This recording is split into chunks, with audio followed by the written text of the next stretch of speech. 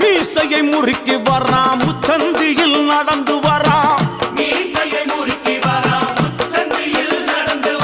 எங்க கருப்பசாமி அவர் எங்க கருப்பண்ணசாமி சாமி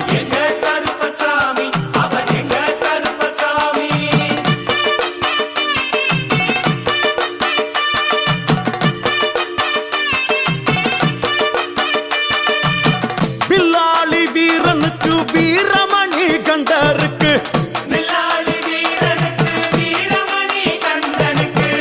இருமுடிய சுமக்கும் போது பாதுகாக்க வருபவனாம்